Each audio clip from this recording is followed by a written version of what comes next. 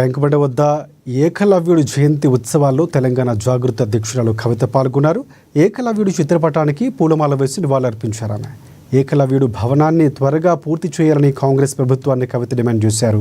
కేసీఆర్ మొదలుపెట్టిన ఏకలవ్యుడు భవన నిర్మాణాన్ని పూర్తి చేయని దారుణ పరిస్థితుల్లో ఈ ప్రభుత్వం ఉందని విమర్శించారు. కేసీఆర్ ఎరుకుల అపార్ట్మెంట్ స్కీమ్ని ప్రవేశపెట్టారని, ఆ పథకాన్ని కాంగ్రెస్ ప్రభుత్వం తుంగలో తొక్కిందని కూడా కవిత ఆరోపించారు.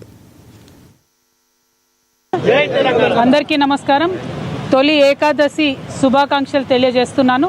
అదేవిధంగా తొలి ఏకాదశి నాడు ఏకలవ్యుడు యొక్క జయంతి కూడా ఇవాళ మన ఎరుకల సమాజ సోదరులందరితో కూడా కలిపి జరుపుకోవడం చాలా సంతోషంగా ఉంది. మన ట్యాంక్ బండ్ మీద మరి కొమరం భీం విగ్రహం దగ్గరనే ఎప్పుడు ఏకలవ్యుని పటాన్ని పెట్టుకొని అనేక సంవత్సరాల నుంచి కూడా మనం ఇక్కడ సెలబ్రేట్ చేసుకుంటూ ఉన్నాము. మరి ఫ్యూచర్లో ఏకలవ్యుడి విగ్రహాన్ని కూడా మరి ఏర్పాటు చేసుకునే ప్రయత్నం కూడా తప్పకుండా మనందరం కూడా చేద్దామని చెప్పి ఈ సందర్భంగా తెలియజేస్తూ, మరి ఇవాళ భారతదేశ చరిత్ర ఎక్కడ చూసినా ఇప్పటి వరకు కూడా బహుజన వర్గాలకు సంబంధించి ఏ విధంగా అణచివేత ఉందనడానికి ఏకలవ్యుని యొక్క జీవితమే ఉదాహరణ. మరి ఆనాడు గురుభక్తితో ఉండి కేవలం ఒక వ్యక్తే తన గురువుని నమ్మినా సరే ఆ వ్యక్తి కూడా తనను ముందుకు తీసుకొని పోకపోయినా కూడా చరిత్రలో నిలబడిపోయేటటువంటి త్యాగాన్ని చేసినటువంటి ఏకలవ్యుడు నిజంగా మనందరికి కూడా ఒక రకంగా ఆరాధ్య దైవం అవ్వాలి, స్ఫూర్తి ప్రదాత అవ్వాలి. ఆయనకు ఆనాడు అన్యాయం జరిగి ఉండవచ్చు గాక, కానీ ఆయన గురుభక్తిని వీడలేదు, సమాజానికి ఒక మంచి తోవని చూపించే ప్రయత్నమే చేసిండ్రు.